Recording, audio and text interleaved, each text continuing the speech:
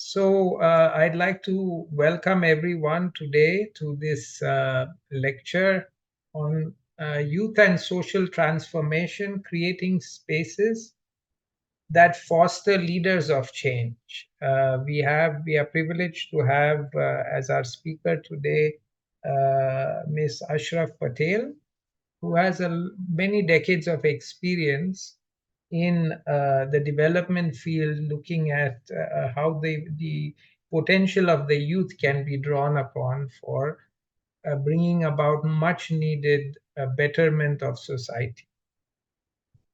The theme for today, of course, is one that all of us are no doubt deeply concerned about: how social transformation can be brought about, and how in this process the young people, India has a demographic dividend with a large number of its citizens being young and having all the potential and the capacities and the initiative of youth. Yet the question remains as to how effectively we as a nation are able to draw upon this potential that youth represents for bringing about transformation in a positive way. And a key element in this regard, one that Ashraf has great deal of experience in working on, is the role of spaces, creating spaces that are conducive to consciousness raising, this building of a sense of profound social consciousness, and fostering the will and the desire to lead others in this process of transformation. So we are going to have the privilege today of listening to the experience of Pravah, the organization that Ashraf helped found, in creating the fifth space, which he will describe. I won't do it in this introduction, but I will share a few words about her before we ask her to share her comments. Ashraf Patel has played a key role in shaping the youth work field for nearly 3 decades as the co-founder of Pravah and Community, the Youth Collective. She is a passionate advocate of inside-out leadership and is committed to strengthening youth-centric development and societal well-being based on constitutional values. Towards this aim, she is currently part of co-creating the Varta Leap Coalition in her volunteering capacity. This is a cross-sectoral community with 180 leading organizations, youth work practitioners, policymakers, and key stakeholders. She is committed to coalition building and collectivization. She is the co-founder of the Commonwealth Alliance of Youth Worker Association, and in the past has been part of steering groups of a number of collectives, including Vikalp Sangam Catalyst to 2030 and International Forum for Volunteering Development. So without taking too much time, I'd like to invite Ashraf to share her comments. Before that, just a few words about the structure of our session today. Many of you are regular attendees. You all are familiar with how we organize these lectures. But in any case, I'll share a few housekeeping points. The lecture will be for around 40 minutes, following which we will have time for taking your questions and comments. So participants who are joining us both on Zoom and through Facebook, are requested to share their comments in the Q&A box on Zoom. The Zoom participants are and the Facebook participants can share their comments on the in the comment section. Uh, Share your questions and comments in the Q&A box, and please mention your name, and I think your name will appear as you have registered, but also do mention where you are, which organization you are, and do post your comments in the Q&A box. We really look forward to a lively discussion that will be stimulated by your questions and comments. Over to you, Ashraf. Nice. Thank you so much, Arash, for bringing me here, and welcome everyone to this conversation. The first time somebody is calling me a lecturer, so I am trying to now wear that hat. But it's such a special honor to be here with the Baha'i Foundation and this dialogue series. Thank you, Arash. The conversations with you before over the last couple of months, and also meeting and having worked with your foundation, being there, being part of so many of the processes that you also invite us on, have had a great opportunity to learn. So we see you as co-voyagers in this mission, and really, really grateful to have an opportunity to speak with your community and also have some of the people in our community here. So it's like a coming together of the different rivers. Okay, so maybe I'll begin by sharing my screen. First of all, welcome all. And if at all on your name, participant name, you wish to add like where you're from, like your organization or what profession you come from, you may do that. Along the way, we'll try to create this kind of an interaction. Okay, so I'll begin. I'm going to share my screen now. Is that okay? So I will get on to Zoom. Yeah. So my screen is now visible? Yeah? Yes, yes. Okay. Oh, okay. Okay. So here we are. Arash has already introduced us to the series. It's really an honor to be part of this series. You had beautiful speakers before, and I hope to bring what I can of my experience and also learn from everyone here in the community today. So before I get into sharing about what I want to share, I have a little question for all of you. And if you can just put it in the comments or the question Q&A also, wherever there's place to enter, would love to hear from you. The answer to this question, what do you think? Are leaders born or made? If you can take a few minutes and share that, it would be lovely. Just want to hear that. Want to see that actually pop up. And sorry, 1 minute. Can you see my screen now? Yeah, there are two responses. They say made, Joan and Dheeraj. Okay. And you're able to see my screen, right? Yes, yes. Okay. So, okay, I'm not able to see the responses. Oh, made. Okay, okay. Sorry. Yes. Now, sorry, folks. I'm just also familiarizing myself with the format. Yeah. So this is, so we have only two responses, which means the rest of you either thinking about it or will answer later. So they have said they are made. And I think that's exactly what we are going to talk about. Arash, can you see my screen, the slideshow? Okay. So now I'm not able to. Okay. Yes, yeah. All right, now it's better. Okay, so let's, I think this whole conversation is going to be about taking this through, and we will see by the end of this conversation what you think the answer is. Now, let's discover this for ourselves and carry on. Okay, so we are talking about youth and social transformation, and I think before we begin to dive into that, I think let's look at what is our real challenge. I mean, the country that we are, beautiful country, diverse, giant, beautiful achievements, so many years, also many challenges as we navigate this world today. But there is one big challenge that we are going to address. Of course, we talk about the demographic dividend, over 600 million young people.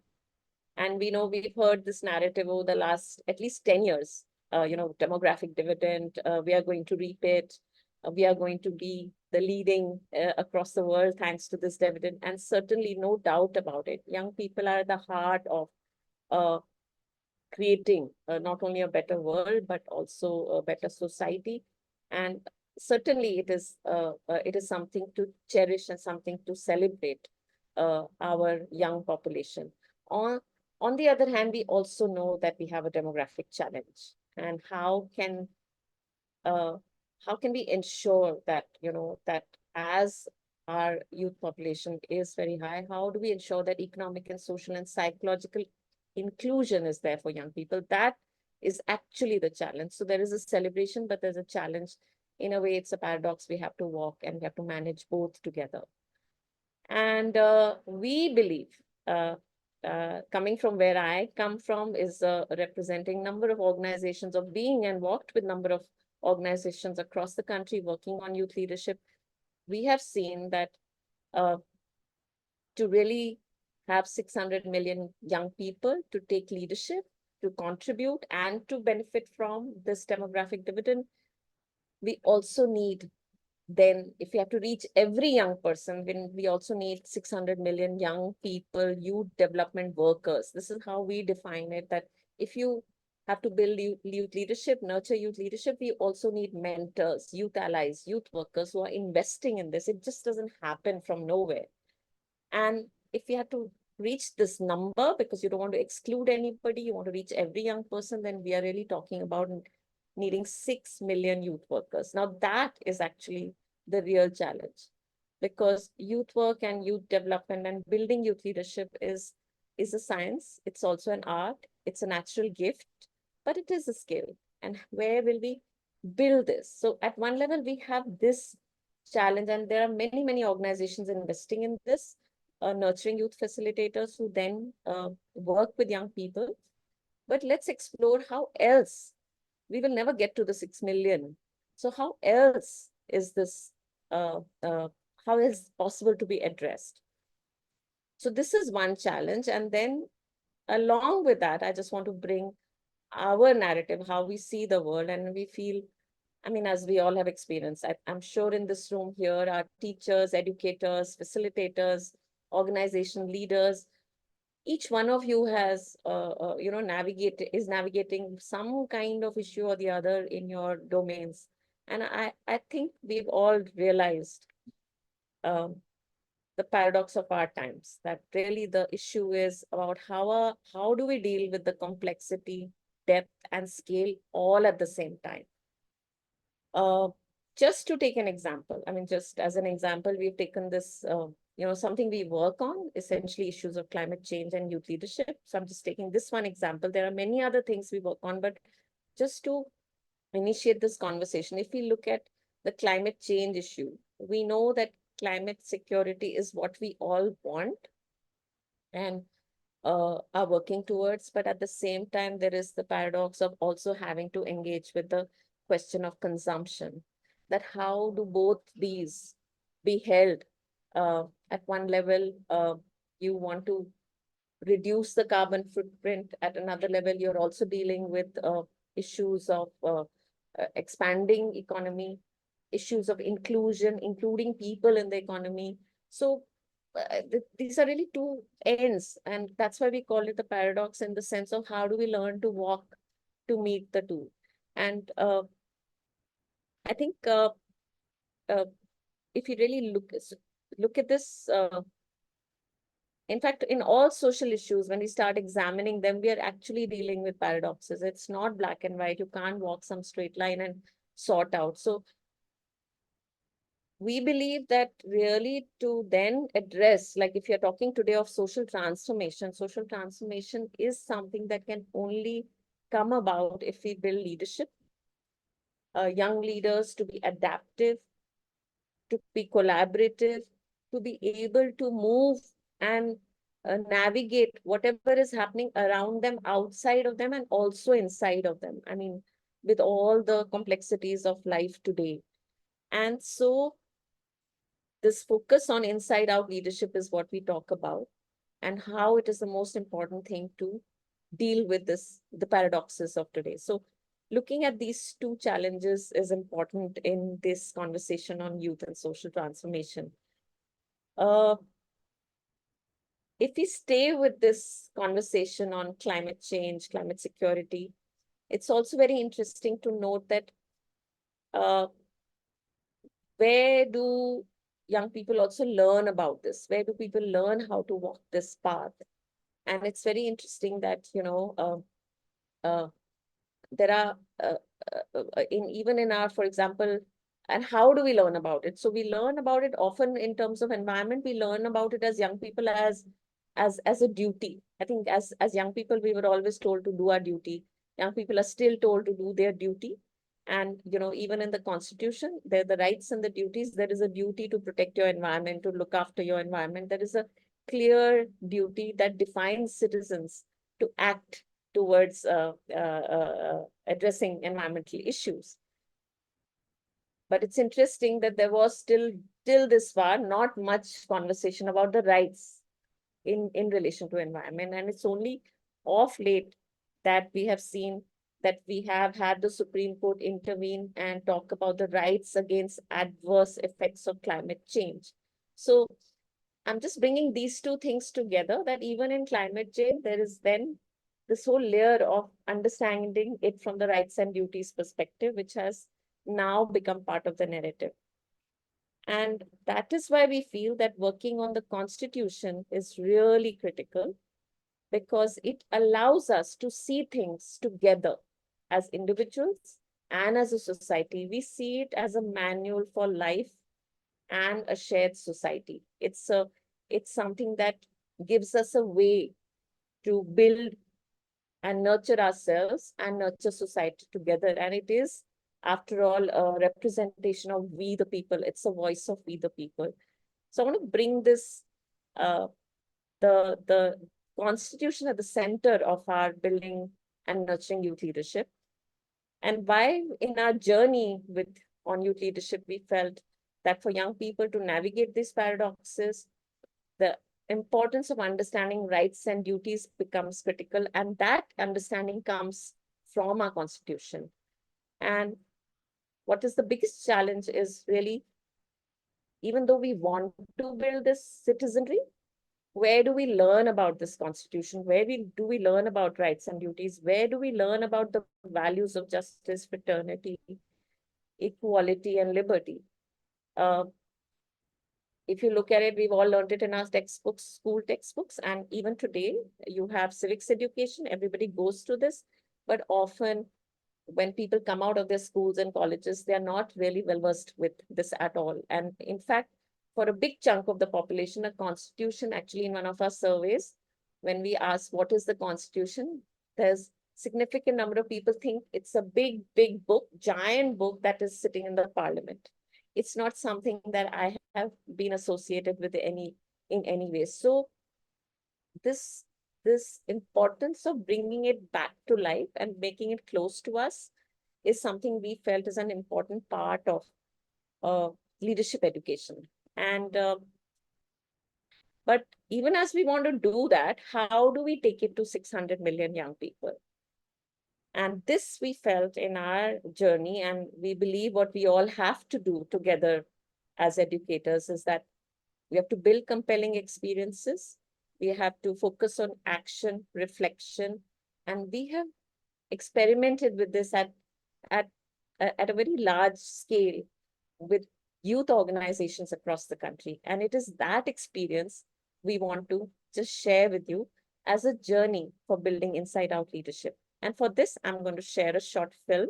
It's 7 minutes, so bear with me, but I'm sure you will enjoy and get a glimpse of what youth organizations are doing. One example of youth organizations across the country working on this mission of youth leadership with the Constitution and the paradoxes embedded in our society for social transformation. So just sit back, watch, and enjoy.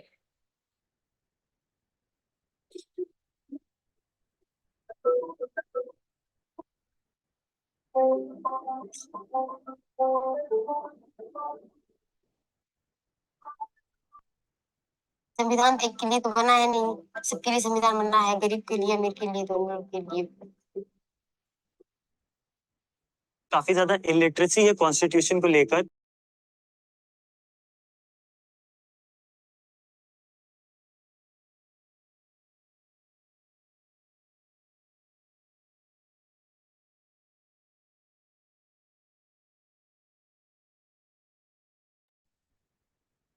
Ashraf, can you unmute? एक game के माध्यम से हम लोगों को संविधान के बारे में बताया गया था। बोर्ड गेम होता है, उसमें हम लोग डाइस फेंकते हैं और जो भी नंबर आता है उस नंबर का हम लोग को राइट्स या ड्यूटीज के डिपेंडेंस पे मिलता है टास्क। तो जो भी हम लोगों को अच्छा लगता है वो चुन लेते हैं कि हम ये पूरा कर सकते हैं।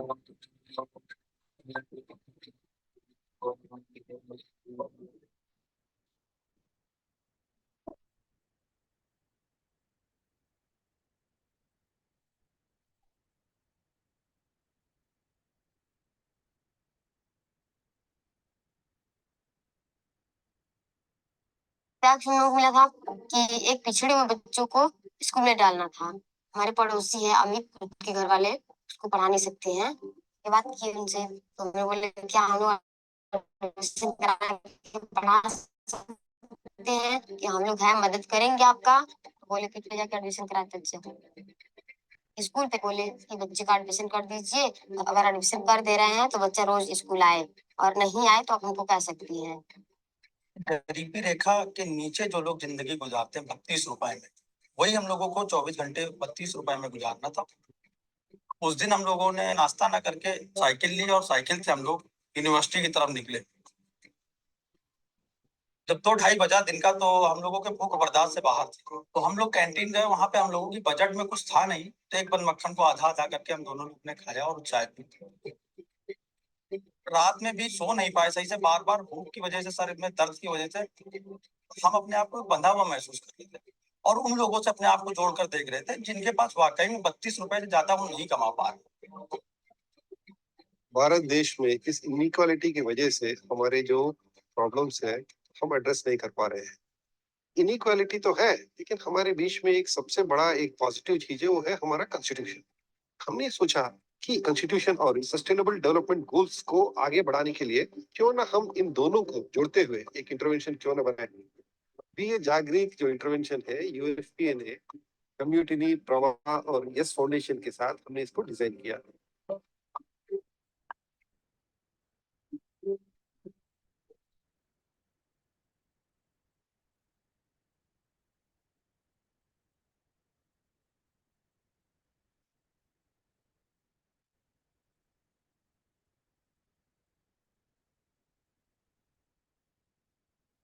जैसा कि आपने देखा कि ये जागरिक आज जमघट पे इकट्ठा हुए हैं और ये अपने जो सोशल एक्शन प्रोजेक्ट है जो इन्होंने किया था उसके बारे में ये शेयरिंग कर रहे हैं और कॉन्स्टिट्यूशन के अपने अधिकार और कर्तव्यों के बारे में जानकारी हासिल कर रहे हैं।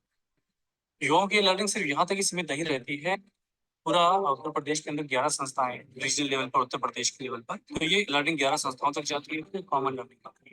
तो कम्युनिटी यूथ कलेक्टिव एक नेशनल यूथ कलेक्टिव है और मैं भी उसी एक नेशनल कलेक्टिव का हिस्सा रहा हूँ। अब मैं पिछले 10 साल से मेरी कोशिश है कि मैं कैसे उस नेशनल कलेक्टिव की लर्निंग है मैं उसको अपनी राज्य में लेकर पाऊँ, उत्तर प्रदेश में 11 संस्थाओं के साथ। फेज 1 में हमारा फोकस था यंग लोगों को कॉन्स्टिट्यूशन के बारे में, इंडिविजुअल्स का जो राइट्स है, ड्यूटीज है, इनके बारे में हमारा मेन फोकस था। फेज 2 में हम आईसीपीडी के जो इश्यूज है उनके ऊपर यंग लोगों का ध्यान आकर्षित करना चाहेंगे, जिसमें access to services, information, accountability, इन मुद्दों के ऊपर ज्यादा चर्चा होगी। पूरा जो कलेक्टिवाइजेशन प्रोसेस है एक्चुअली जागरिक से लीड करती है। एक समय पे जैसे जिशान और शारिक खुद एक जागरिक जैसी जर्नी से निकले थे और उसके बाद उससे प्रोत्साहित होते हुए उन्होंने एक संस्था खड़ी करी जो अब पूरी तरह डेडिकेटेड होगी यूथ वर्क के लिए। और ऐसी बहुत सारी संस्थाएं खड़ी हुई हैं, ये 100 जैसे बहुत सारी बेहतरीन यूथ ऑर्गेनाइजेशंस हैं कम्युनिटी यूथ कलेक्टिव में। और पिछले साल सभी ने मिलकर एक संकल्प लिया था कि हम चाहेंगे कि ज्यादा से ज्यादा राज्यों में ज्यादा से ज्यादा युवा संस्थाओं को संगठित किया जाए, जिससे हम लोग न केवल एडोलेसेंट पार्टिसिपेशन को मजबूत करेंगे, यूथ लीडरशिप पे काम करेंगे, बट जिस भी स्पेस में ये जागरूक जाएंगे वो ये जर्नी जारी रखेंगे और ये प्रोसेस को एक यूथ मूवमेंट में बना सकते हैं। कम्युनिटी और कम्युनिटी के साथ ही संगठन कई सालों से जागरूक और जागरूक जैसी लर्निंग जर्नीज को क्रिएट कर रहे हैं और बखूबी जमीन पे उतार रहे हैं। पिछले 5 सालों का एक एग्रीगेटेड एस्टिमेट लिया जाए तो लगभग 35 संस्थाएं अब जो कि 17 राज्यों में है, उन्होंने 17,500 जागरूक को नर्चर किया है। ये एक संख्यात्मक महत्व तो रखता ही है, और खास बात यह है कि लगभग इनमें से 40% बतौर जबरदस्त जागरूक इधर संस्थाओं में काम कर रहे हैं या बतौर एक्टिविस्ट कम्युनिटीज में एक लीडरशिप रोल अदा कर रहे हैं। आपने देखा कि किस तरीके से जागरूक एक राष्ट्रीय मुहिम बन गया है। ये कम्युनिटी के नेशनल कलेक्टिव मेंबर्स तक ही अब सीमित नहीं है, बल्कि कम्युनिटी द्वारा स्थापित 7 राज्य स्तरीय कलेक्टिव्स जो कि असम, गुजरात, मध्य प्रदेश, बिहार, झारखंड, वेस्ट बंगाल और उत्तर प्रदेश में है, वो भी बखूबी इस जर्नी में शामिल है।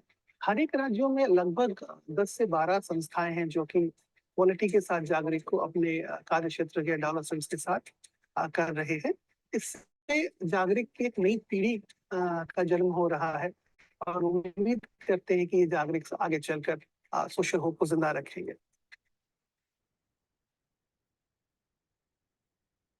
ये जागरूक में जुड़ने से कितने दूर दूर से सर लोग आते हैं, हम लोग सब मिलते हैं, हम लोग से बातें विचार करते हैं। ऐसी बहुत सी चीजें हैं इंडियन कॉन्स्टिट्यूशन में भी जिसके बारे में लोगों को पता नहीं है, तो इनफैक्ट हम लोग को भी नहीं पता था, लेकिन ये सब टास्क करने के वजह से हम लोग को सब सीखने को मिल रहा है। पहले तो ऐसा था कि बस हम लोग कोई जिम्मेदारी जैसा नहीं लग रहा, अब जिम्मेदारी जैसा लगता है कि हम भी कुछ अपने गांव के लिए या क्षेत्र के लिए कुछ कर रहे हैं।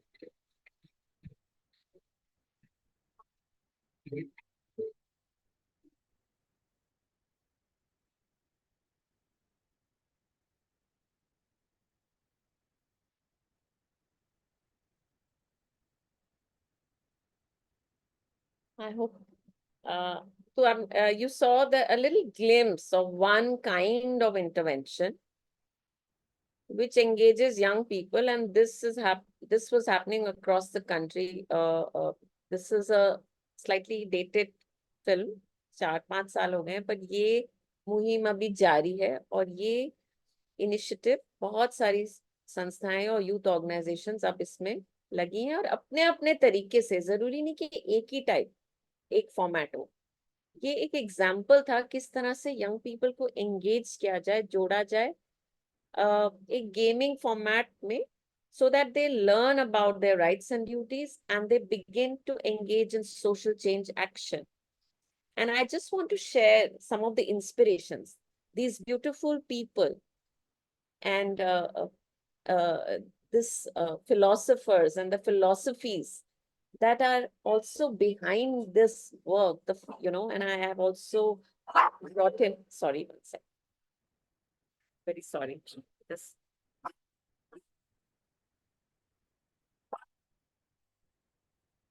So we have little animals in the room also. I'm very sorry.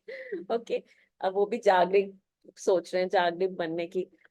So yeah, I think I just wanted to bring the philosophies of, for example, J. Krishnamurti. और ये सब जो जैसे उन्होंने कहा, the self is a result of society. The self is, it's not what comes first or second, self to society or society to self. Everything is like interconnected.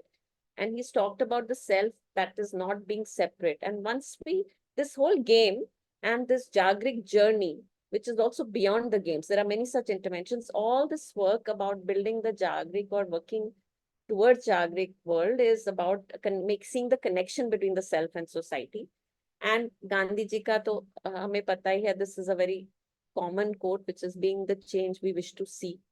And Buddha ka ek bahut acha quote hai, the foot feels the foot only when it hits the ground. This whole thing about that, you have to engage in action. Unless you're on the ground in action, you cannot just feel it. So, I mean, in a way, we have actually taken inspiration from some of these philosophers, and it was beautiful that I wanted to bring as a closure. At the heart of it is loving, the love, and how in the Baha'i traditions, we talk about love for humanity and how it will create universal peace. So some of these very, very powerful philosophies are embedded in the nurturing of the Jagrik journeys, which is about self and social transformation. So how we wish that all of us can look at this idea or this concept of the Jagrik, who's a self-awakened, proactive citizen.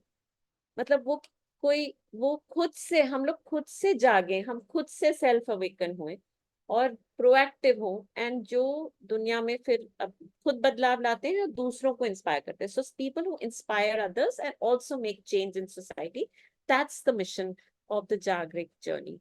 And what we want to share is actually this is a life cycle approach. We need a life cycle approach to youth leadership, right from a young age to as they get older. There are different kinds of engagements that are needed for young people to have spaces to take the leadership forward. And it's not on one issue, it's not on climate change, it's not on constitution, but it can be on multiple issues that are of concern to them and also concern to society. So a lot of these journeys are happening. And all of these journeys are about empowering spaces. And just to give you an idea of what's possible, I mean, our idea here is also to inspire and invite everybody to think about looking at youth leadership with a life cycle approach, where we have the first level is the just Jagriks, young people who are, in and out of education, but learning about self and society. The others is the Jabardast Jagrik, those who actually take action, they start taking action in the real world. And then there is the Jivan Jagrik, जो lifelong है. This is finally the larger circle is how do we create this whole Jagrik जहाँ यही एक मकसद है youth movement का. इसके लिए कैसे करेंगे, इसके बारे में थोड़ा सा एक छोटा सा और फिल्म आपको दिखाऊंगी. ये this is one of our founder members, Arjun, who's also behind a lot of the framing of the way we have developed some of these concepts together, and he speaks very well about the fifth space, and I'd like to share this. There is this story of a old lady who walks into a doctor's office, where in the waiting room lots of people, but she just bends over onto her stick and is just walking through. Nobody stops her, but she walks straight into the doctor's office. And 3 minutes later, she walks out very straight and walking perfectly fine and goes out. As she's about to leave the doctor's office, one of the people who've been waiting out there asks, "Hey, what happened to you? You went in old, bent, and now you're coming out almost transformed, straight up." She says, "What did the doctor do?" So the lady says, "Well, no, she didn't do much. All she did was she gave me a bigger, longer stick."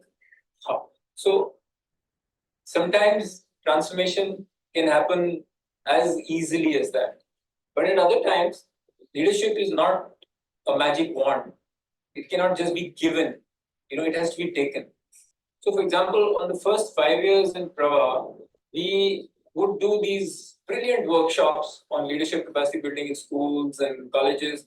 People would do a great job of practicing those capacities inside the workshops and the classroom. But as soon as they went out, they didn't have any spaces to practice them, because in a hierarchical and patriarchal society like ours, every space, especially in the family, the rules are made by the elders. Teachers make the rules in schools. Bosses make them in career situations. Even in friends' places, there's a lot of peer pressure, and you can't really practice leadership there. Or in a leisure space, the fourth space, which is legitimized to young people, there it's typically a consumption space. So we were doing a great job of making paper leaders.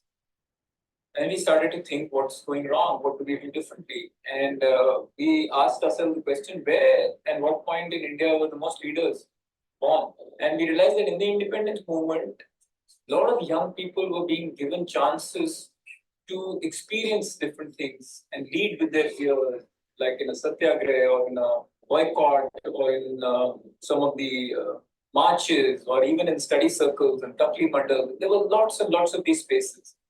So then with that insight, we went back and thought about there needs to be a space beyond these four spaces.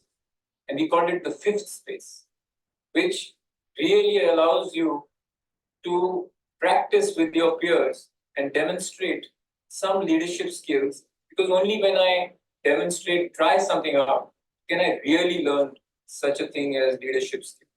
And this then became our main differentiator from other youth leadership programs, where we became people who would make the space, but the leaders were born in that space.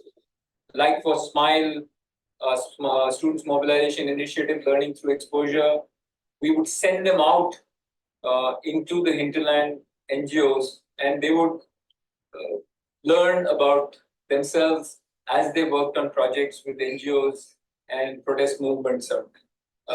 This way, the fifth space movement was born. So we are here, want to bring, as Arjun shared, about the fifth space that we talk about. It's a space that exists beyond the four spaces, what he shared. And it's a different approach to creating large-scale leadership, where we really say, and I'm just sharing the concept, that there are these four spaces which young people occupy. There is also this fifth space, which is small, which is marginalized, which is not very recognized. It is the space for volunteering, active citizenship, where young people also go out, strike out, and find and discover themselves through social change action and social transformation initiatives.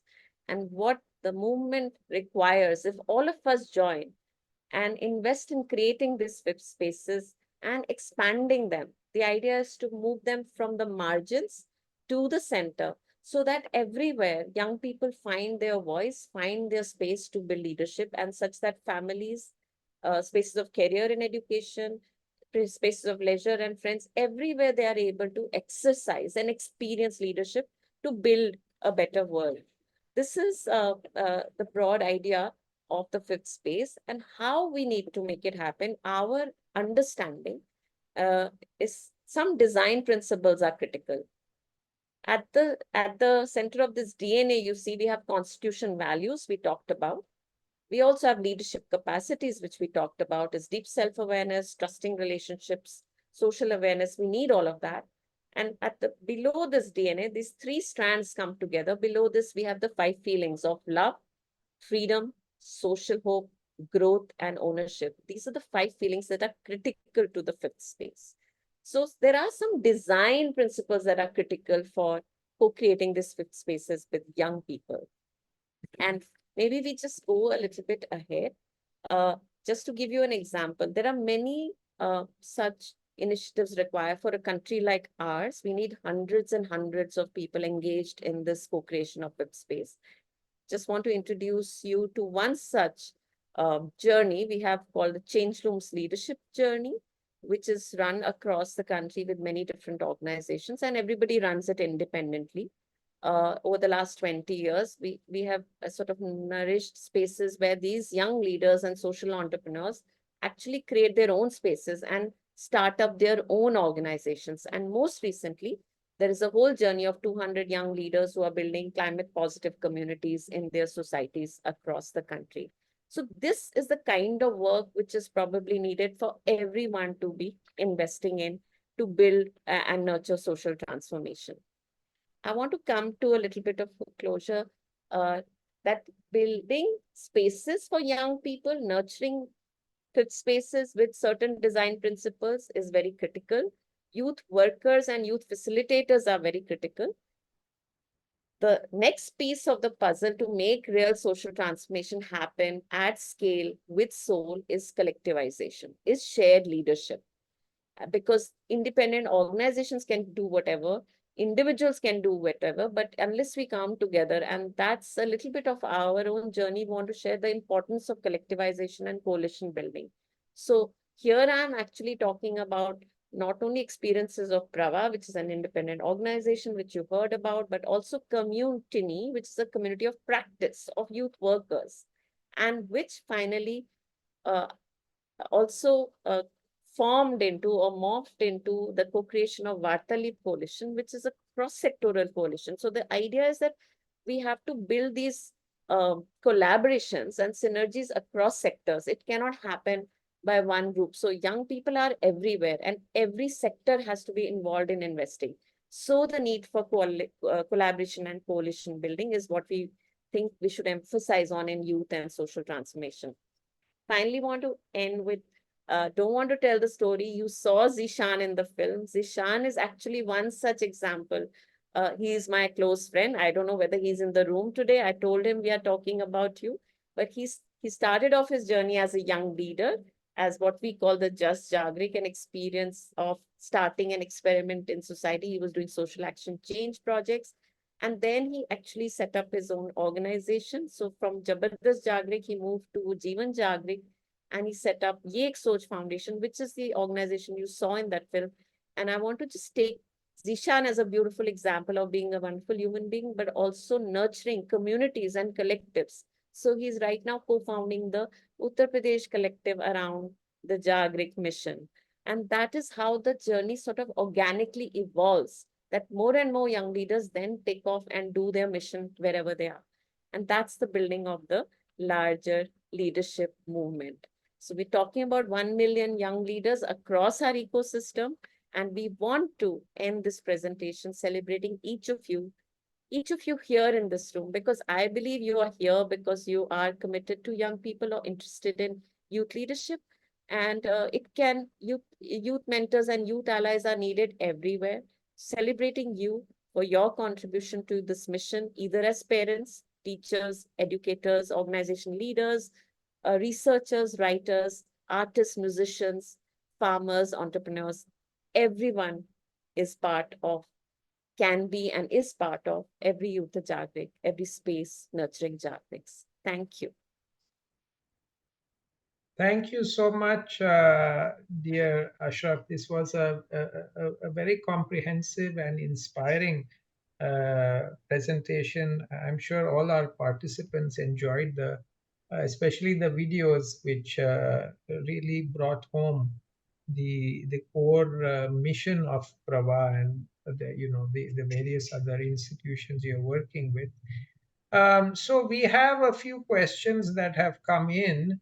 The first one is, how can we prepare young people to deal with complex challenges? These are not challenges that will be resolved in our lifetime. They require many processes to go together. There are no instant or quick solutions to these wicked problems. Yeah. How to make sure youth remain committed and don't lose interest. So I'm thinking of probably the participant is anonymous. I'm assuming they were thinking of climate change, which you introduced in the beginning, which is not going to be fixed in a year or two, but which requires so much of demand so much from the young people.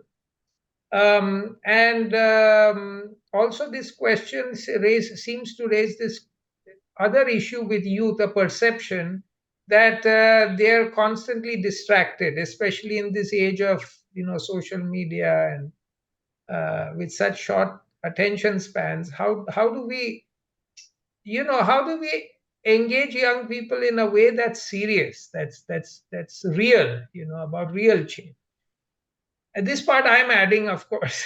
In other words, how does it not become just one phase in your life, that you do it so because it feels good, you go, you volunteer, and then you go back and continue doing whatever else, but actually becomes a mission, like Zishan's example, real change make leaders. Yeah. Thanks for the question, Arash, you and also the person who's put that in. I think it's a beautiful question. I think that's exactly what the journey is. It's also the moment you start using the paradox thinking.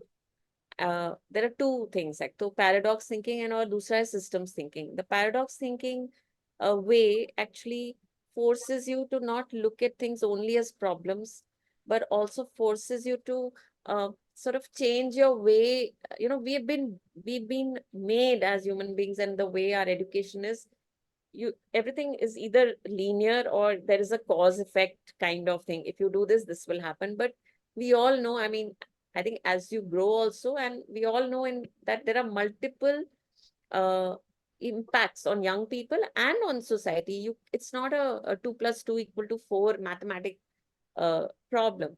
So I feel how the first thing is how to uh, like how we think and how we work. So it's like the most important part of our work, and when I mean work, is most people working in this field with this way of working is actually to focus on looking at, one is systems thinking, to see that how things are connected and to constantly see it, uh, so that you're not looking at things in a linear way. And this thinking helps us in our day-to-day lives. It's not only about like making large change, like I'm going to change what's going to happen in society, but it's also starts impacting them when they see, oh, this way of thinking is actually making their relationships better, the way they work better. So when we are able to make the connection between their social action work and the learning in these social change experiments to their real life, to their day-to-day life, to their lives back home. Uh, when you see that it benefits you in the way you are and how you're being in many different ways, it changes the way you relate with yourself. It changes the way you relate with the world around you. It also has significant impact on your well-being. There is a lot to be said about when you work in social change action. There are two things, many things can happen. One thing is you can get completely frustrated, or you can get very burdened, and very also it is not easy. It's a very hard place to be. The realities of life, it's also very depressing. But there are the communities that you build, the relationships that you build, and the like-minded people that you find, and the way you go about it. If if we go about it in this fifth space way, what happens is it encourages experimentation, it encourages learning. So you automatically begin to fall into this worldview that it's a journey, that my life is a journey, my life is a river, and I am going and navigating. So it's so I think it's very important to build at a young age, and that's what we do. It's really about building your internal resilience and strength, and building your leadership capacities to build communities. And we found that when you're focused this way, then navigating problems, whether they are close to home or social, is much um, uh, uh, what should I say, not easier, but it allows you to not give up, and it allows you to be resilient. So you constantly find, because you create a community of people who are constantly evolving. So we see it like it's focusing on learning for life. How do we build leaders who are learning for life? You never really arrive. You constantly learn, and you learn by experiments, and you continue to not give up. I think that's the important part of inside out youth leadership. Ashraf, if I may just ask for a little more clarification. So, how do you, can you tell us a little about the mechanics of how this space actually works? Because you mentioned about mentoring, about encouragement, about giving people the freedom. We saw a little bit about the use of games, and but thinking of it in a longer term time span, how does it pan out? Okay, I'll come to that. And one more question that I didn't answer, your question about this, social media and this distractions. And we found in our work, Arash, and for some of the members here who we all of us work with young people. Why young people, even old people, are like distracted and caught up in the I think it's recognizing what the world is, and it has come into our lives. And a lot of the young people in our systems are also using that for creating a positive narrative, creating a narrative of building leadership, creating a narrative of engaging communities. So we have to find whatever ways we have. What the fifth space philosophy and framework does is this whole community building of a certain kind, which focuses on feelings of love, learning, freedom, and ownership, and the whole philosophy of creating social hope. It allows you to use whatever is coming your way in a positive way and use it in a constructive way. Of course, the issues are there. How it works, the model, I think I'll just give you one example of a initiative which Arjun hinted about, which is called the Students Mobilization Initiative for Learning Through Exposure. It's one of our oldest initiatives. It's basically young people, undergraduate students who are studying whatever field. The idea is not to create social workers. The idea is to create spaces for any young person to come to follow their own passions. So the best part about this space is it doesn't tell someone what to do or who to be. It creates an experience where young people, along with their peers, through the mentoring and through the designs, learn to talk about themselves and discover new sides of themselves. They discover multiple identities. So they're able to also see their careers and their life journey in many different ways. So we found many students and young people who, after these journeys, actually say, I have never looked at social issues in a particular way. Some of them had no exposure to social issues. Some of them didn't see any connection to it. Well, some were very active and would only look at social issues, but were not looking at themselves. So what this space does is make the connection and create confidence in young people to make experiments in their lives to learn leadership. And once you learn the skills, I think they stay with you for life.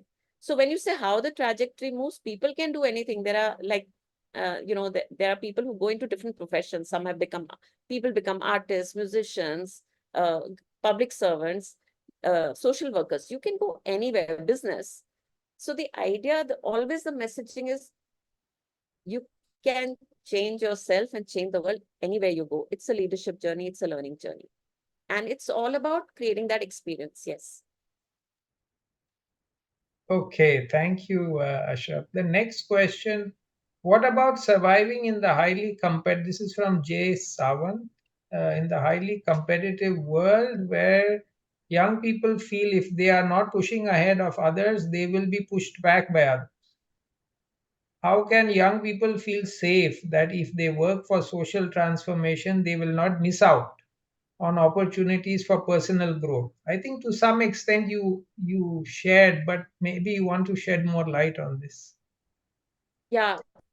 So Because I'm sure many young people are thinking as of soon this as we question. start,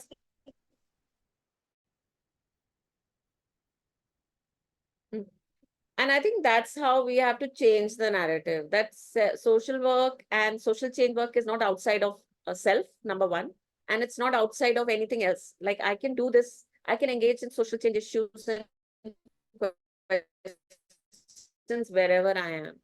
So I think at the first level, the whole idea is that, we have to also recognize the human being, the individual, and individuals have their own passions and inclination.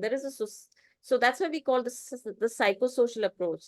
The fifth space experience is a psychosocial experience. Part of it is my psychology. Part of it is the social, the sociology, the social space that I come from. And of course, we know the social, economic, political influences are there. So we cannot ignore any of this. We are part of this system. Uh, uh, and the thing is, we have to change the narrative. We have to change the narrative. And I think that's what the youth movement or the young people in these spaces are doing. They are showing the way that you can take social change action wherever you are. So if you are a businessman, how do you do your business person? Sorry, very gender unfriendly. A business person, how would you do business? That would be not socially off the charts, right? If you're a musician, how would you also build social change issues into your music? Could you do that? Otherwise, you'd never do it. You never think about it, right? So what these initiatives and these spaces do is give the freedom, create space and freedom for young people to choose whatever careers and professions they wish to. So they are not feeling they're missing out on anything, but making sure that where they go, they have the mindset and the spirit and the courage to chase. And chase, I don't mean in a like a race way, but actually to be committed to self and social transformation.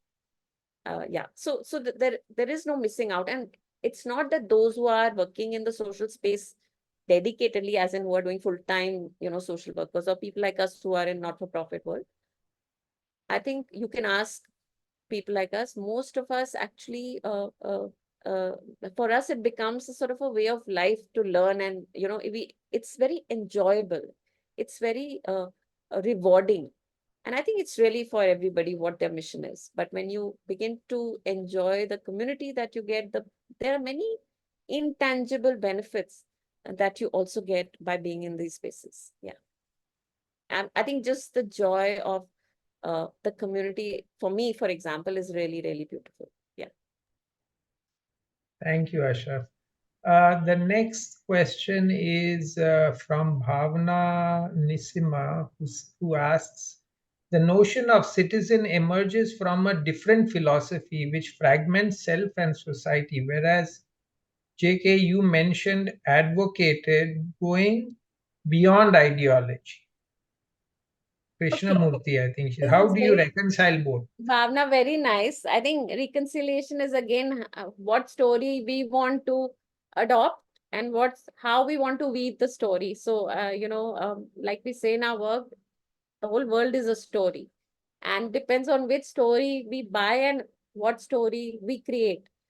And I think I just want to talk about this citizenship thing. Yes, you're right in some ways, and that's what, when we were talking about the constitution and started working on the constitution, in the work we do, that's why we have dovetailed the whole thing, that the citizen is not only defined by national boundaries.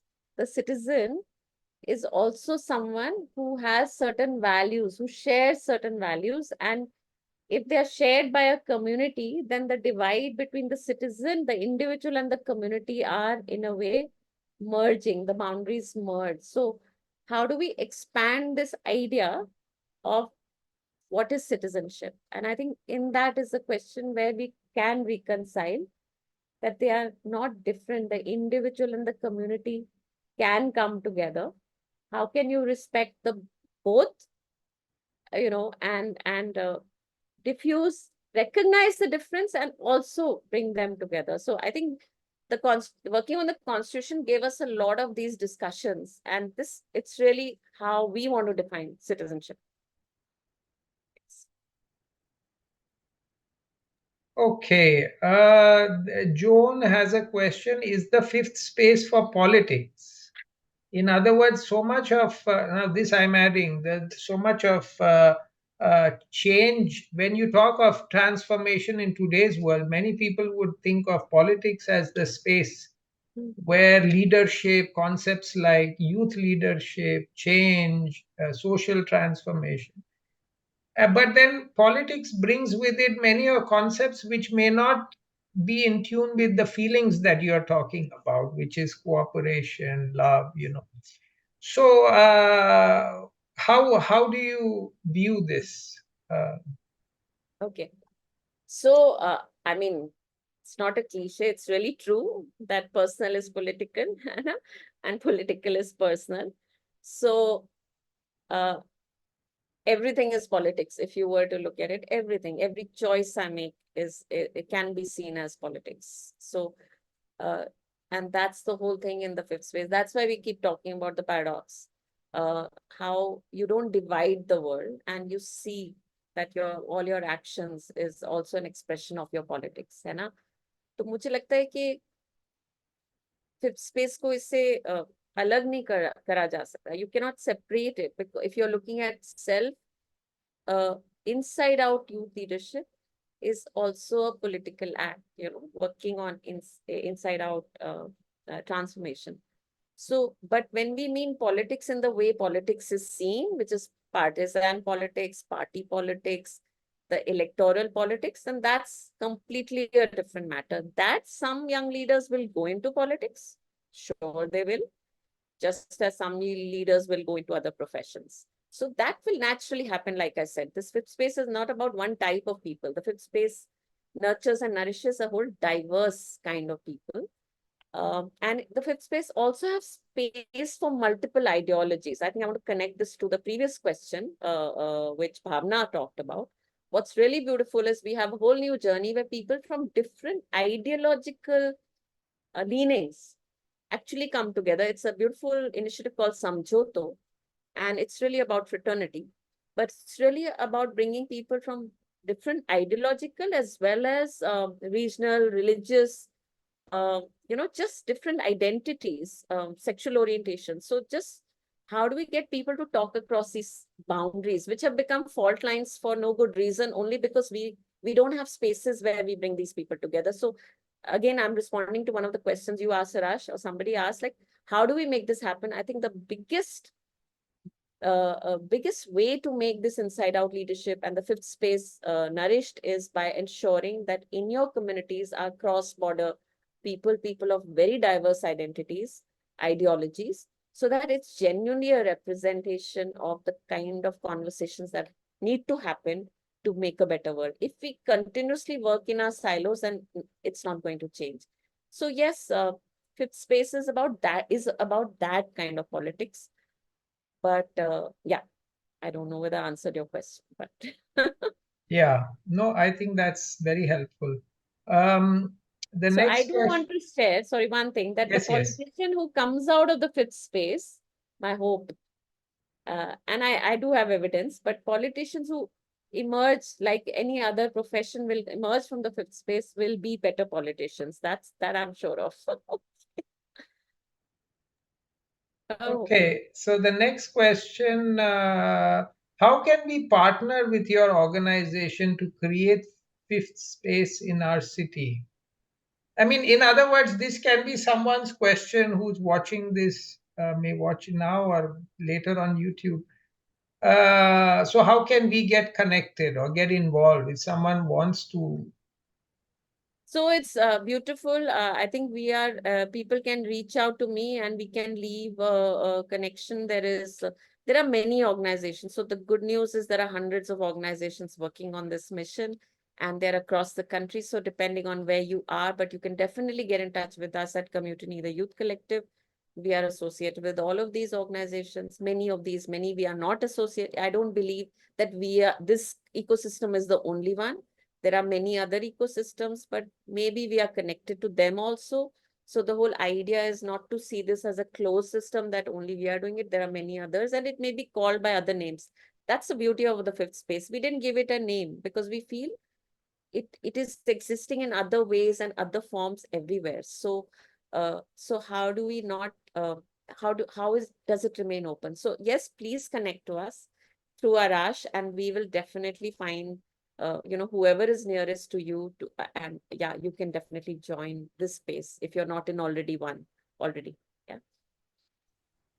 The next question from Saurabh is, what about changing structures of society? Unless we change economic, education system, media, etc., how will change be sustained? I think it's a very important question because, in a way, yes, we are creating the fifth space, but what about the other four spaces? Hmm. Because otherwise you can become like someone who in one space is a certain Yeah. kind of person, then goes in the other space, the dynamics change. So, Saurabh, beautiful question. Or this is a question that has forever been there. When we started on working, I'll just be honest, when we started on working on youth leadership, we were also talking a lot about this inside out youth leadership. So a lot of self-work happens in our leadership programs. It's not just about going and changing the world. It's about changing yourself. It's at the heart of it. And again, I'm repeating, we need both. We believe we need both. And we believe in many leadership programs, either you have self or you have social. Very few really bring the two together. And that is actually at the heart of when you're saying changing structures of society, because it is these people, it is not those people who only work on self, who are not engaged with what's happening in society, who can change the structures of society. And it's not those who only work on social will change the structures of society. Our belief is that those who are really connected to both are are likely to have. Everybody makes the changes in society in different ways. But those who are working on this path of this connect, on seeing the connect between the two and working through that, are likely to make better, more sustainable transformation wherever they are. And how do they make these transformations? It's by the decisions they make. Finally, it's about decision making. And, you in this work, you can't attribute, you can't say because of this leadership program, this happened to this person, or this person is a leader. The world is a complex place. So you can never say this happened because of this. But we know for sure that these journeys contribute to the leadership of people. And frankly, how do structures change? You need the right people in the right places to take the right decisions, a right quote unquote, whatever that means, right? And right means actually collective decisions. So I am also defining what the right means. Collectively, together, you need these kind of leaders to be sitting in those spaces. And these spaces doesn't mean that I have to be a politician, or I have to be a business person, or I have to be a social worker. It can also mean as a parent. It can mean as a education, as a teacher. It can mean anything. And so one is that every person has to make that change and make these spaces. And the second thing, you're talking about structures. Yes, if we have these people in decision-making places, I can share with you many stories and many examples of people who have, from these journeys, not only ours, other such kind of journeys, have gone into places of significant decision-making, and they are the ones behind, even today, across many organizations, at the forefront of looking at changes in education. I mean, many of the facilitators in these journeys are today looking at education at a very, very perspective level, looking at how transformation education has to happen at the structural level. But when you mean structure only doesn't mean government, it also means the structures of my family. So that's why we want to also unpack what is the structure we are talking about. And that can happen from within your families too.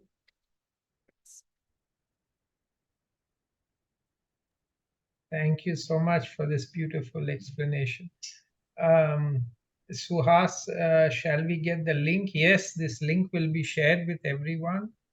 The last question is, can you share a little about collectives as a means of fostering leadership?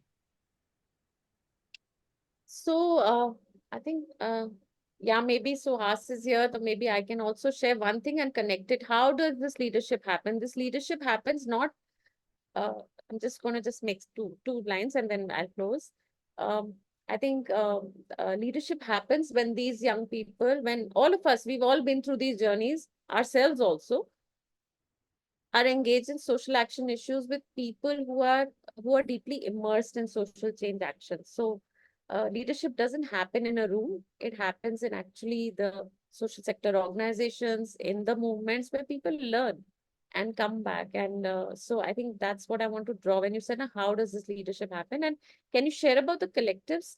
Uh, I don't know what you are implying, but basically I can give you an example that uh, what collectives end up doing is actually what we call scale with soul. I'm just repeating. So for a country like India, one organization can't, reach the hundreds of young people, or any issue. You cannot make the change happen unless everywhere it is happening. And everywhere in our country is a different context. So you need grassroots uh, or people, proximate leaders, to be able to make the change where they are. It's not a top-down thing at all. So how do we create a culture of leadership? And for that, it's important that we remain together as a collective, so we are learning from each other. Otherwise, we will be disparate entities, and unless we come together, we don't have a movement. So it's just that the collective just offers a holding, a learning space, a bonding space, and I think in today's time, much needed, a narrative space.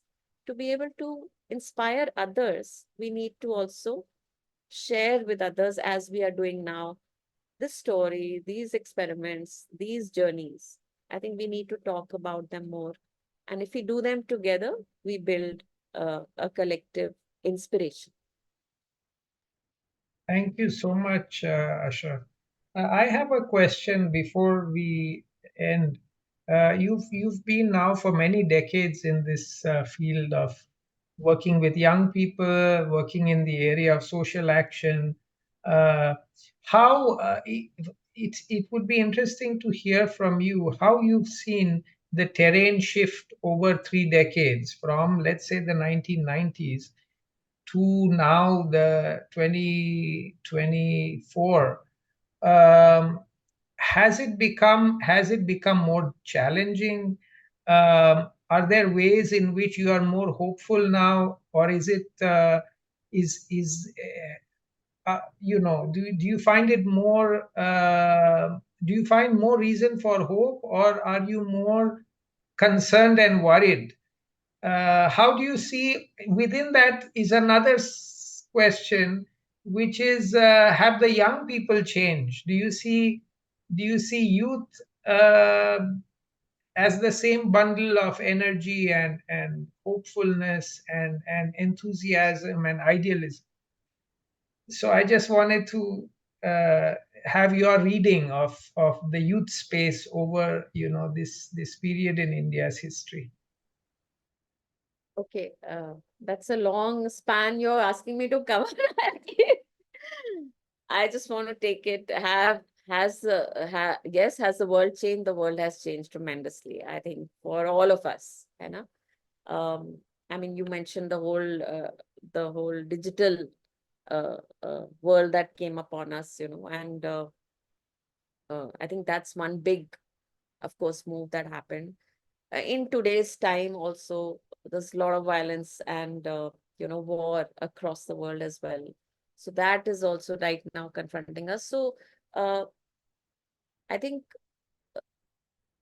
I think different generations go through different kinds of uh, traumas and conflicts, and I think we've all had our own share of our experiences, and I think those conflicts really influence us. So I just want to share uh,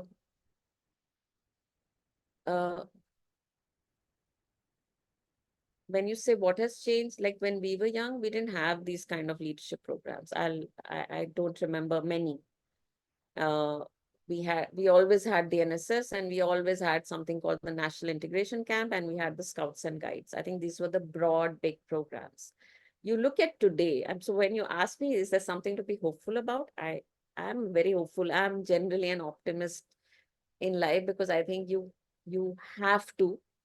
Uh, Even as you know how complicated the world is, and yeah, I'm speaking as a human being here. I am quite uh, horrified at the world we are, uh, but to keep your light alive and the dream alive, I think that's who I am. I like to be an optimist, and I want to just see that in today's time, the springing and the number of young and youth leadership programs, and the number of spaces, and the number of organizations and individuals who are investing in that certainly increased many fold.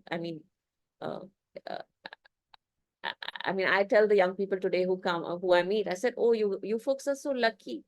You have so many opportunities to explore and experiment and learn and lead, and actually even online. This whole online space, what's the positive side of it? I can learn many things. And of course, I believe in on-ground experience. You cannot learn everything online, and both have to come together. But just the opportunity to learn is fantastic. So, and then to lead in these spaces. So to my mind, that's something to be hopeful about.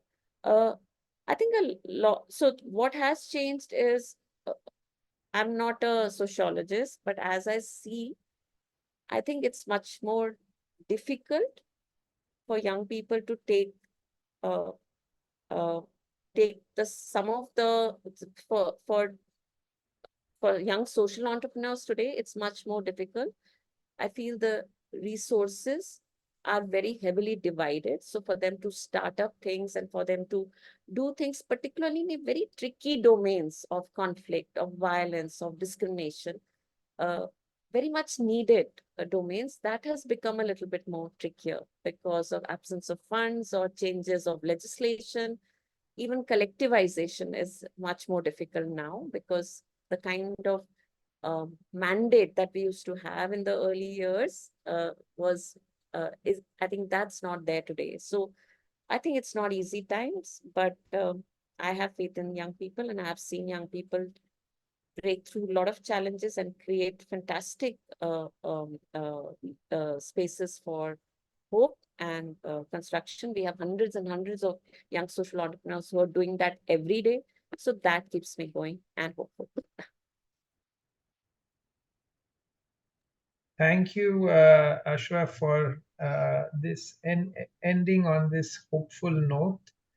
And I think we all share with you the optimism in the potential of the generation of today, and also the other generations that are coming up, to really be equal to the challenges that, although the challenges are no doubt much more complex and urgent in a way today than they were a few decades ago, the capacity to address them does not seem to be missing. And like you shared, there is this massive